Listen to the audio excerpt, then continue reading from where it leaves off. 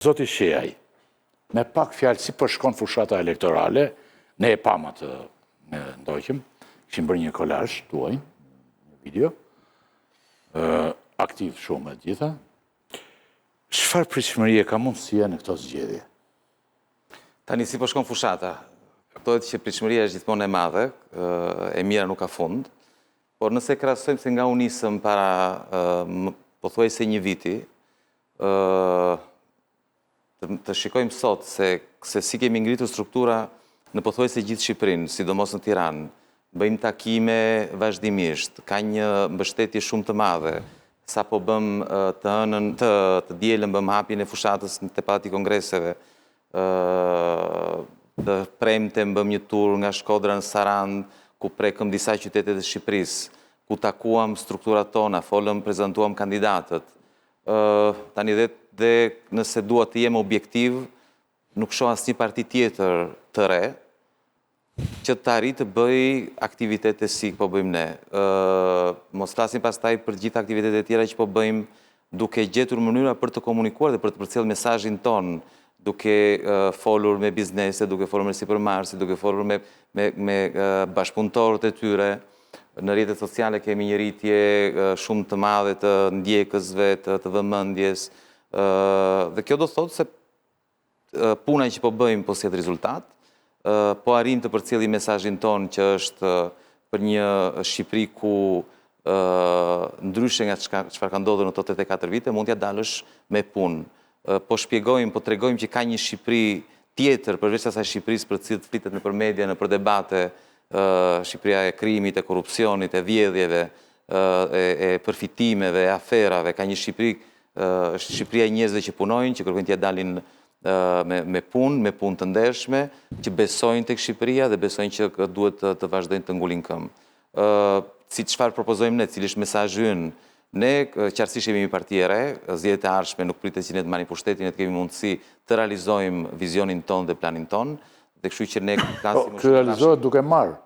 Çfarë mendon se merrni? Është një rrugtim, por tani unë nuk po i bazohem sondazheve që ne bëjmë sistematikisht, çdo të shtunë bëjmë sondazhe të porositura te kompani serioze perëndimore, të cilat na tregojnë që jemi në rritje. Përveç atyre që ne bëjmë që kuptohet për opinionin publik, mund të duken subjektive. Sondazhet e fundit për shembull që kanë nxjerr si ai i News 24-s, po dhe ai Euronewsit, po tregojnë që ka një ndryshim të madh, sidomos midis partive të reja.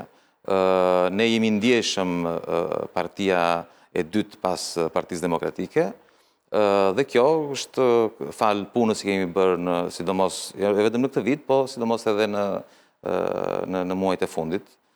Pritshmëria mbetet ajo që unë kam thënë edhe herë tjetër, ne synojmë që të marrim të paktën një numër deputetësh që të na japin mundësinë të krijojmë një grup parlamentar në parlamentin e ardhshëm. Dhe sa më shumë i afrohemi zgjedhjeve, aq më shumë e prekshme dhe realizueshme duket ky qëllim. Zoti Sheaj, ka nga ata që thonë që Agroni nuk e ka krijuar partinë për të vjedhur, një fenomen që ndodh këtu, Ka dhe nga ata që thonë që kanë krijuar për të vjedhur. Jo, përgjithsisht nuk e ka krijuar për të vjedhur, se Agroni ka para. Por e ka për protagonizëm. Ka një nevojë patologjike, thonë, për protagonizëm. Ç'ju thoni ju këtyre? Pse keni krijuar këtë parti?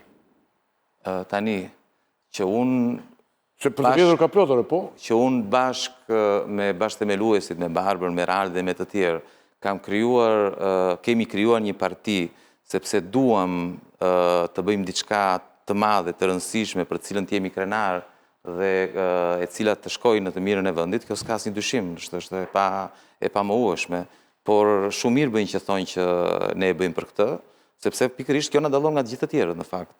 Nëse të tjerët kanë treguar gjatë qeverisjeve të tyre, flas për partitë e vjetra, kanë treguar që kanë hyrë në politikë dhe kanë përdorur politikën për të pasuruar, kanë hyrë në politikë që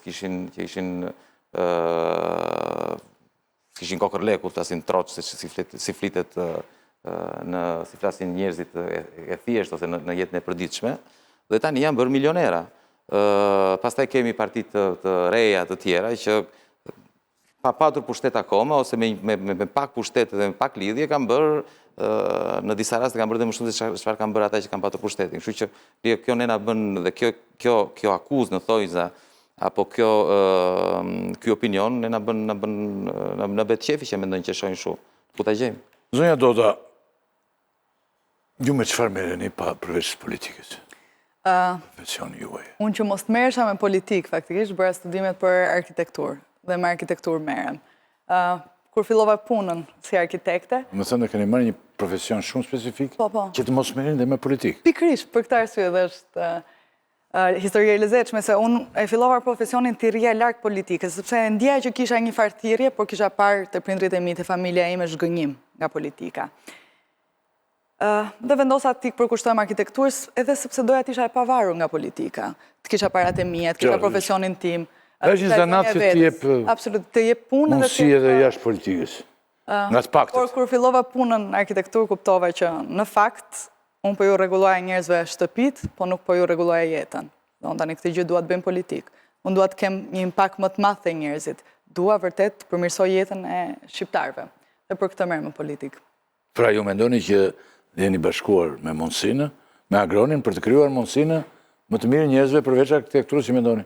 Tani bashkuar... Mendoni vërtet kështu që mund të ndodhë kjo? Jo, se... Jo, absolutisht. Po mos ta mendoja... Se unë kam jetuar shumë i gjatë dhe herës nuk e mendoj. Ndaj e bëj këtë pyetje... E bëj këtë pyetje për arsye të... Kam parë shumë gjëra. Nuk duhet të deziluzionoj, Absolutisht. Po. Shikon, unë nuk demoralizohem. Unë e kuptoj që eksperienca jote është më e madhe dhe mund të kesh parë shumë edhe në politikë. Por edhe unë kam parë. Ndoshta jo aq sa ti, po dhe unë kam parë në politikë. Unë vin nga familje persekutuar, unë dhe agronin gjajmë, kemi bërë paka shumë të njëjtin rrugtim. Madje kur përmende fjalën bashkohem, kur je bashkuar agronit, unë nuk mbaj mend me të bërë një ftesë, po ne kemi bërë një rrugtim shumë ngjashëm. Ne të dy, edhe një pjesë e bashkëthemeluesve vim nga familjet persekutuara. Ne nuk kemi trashëguar absolutisht asgjë, as profesion, as para, as pronë. Ne bashkë me familjet tona jemi përkushtuar punës për t'ja dalë. Agroni është përkushtuar punës pak më shumë dhe është bërë milioner në tjerët akoma aty, por... Po, nuk e keni patur, se nuk e ke patur nevojshme ta thoni këte, për shembull. Edhe unë kështu nga këto vi nga kjo pjesë, po nuk e kam patur asnjëherë të nevojshme ta them. Edhe Nazarkua nga këto vjen, po nuk e ka patur asnjëherë të nevojshme. Po, është e nevojshme, sepse... Është nevojshme të themi, thua? Kur vjen nga një familje e tillë... Ti, kur të shkruajnë ata poshtë, tonë, nipi aty. Kur vjen nga një familje e tillë, si e imja, të mësojnë dy gjëra me shumë vlerë.